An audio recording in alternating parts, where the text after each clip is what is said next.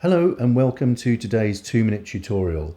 Today we're going to start talking about Trigger Links, which is a facility within Trigger that allows one cue button to control other cue buttons, whether it be an individual cue button or a group of cue buttons.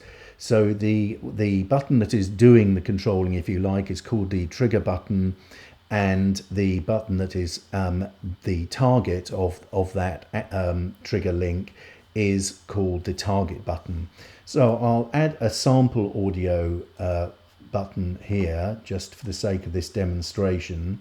We already have an audio button on our cue sheet, and we'll open up the button properties form, and on the trigger links page you'll see it's blank at the moment. So the first thing we do is we add a link here, and so there are various events that can happen to the trigger button which can carry out actions on the target button. So this button we have here would effectively be the trigger button, and these are the various events that we can use to cause our action to be carried out on the target button.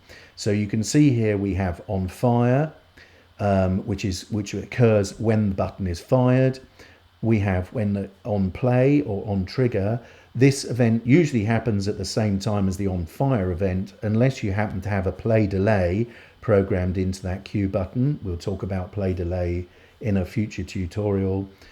The event can be when the audio playback reaches a loop in point, when a loop is exited, when a stop fade starts to occur, when an end fade starts to happen, when the track is about to play out, or when the track actually finishes playing. Now each of those events can be used to cause an action, and over on this side you can see the actions available to us on the target button.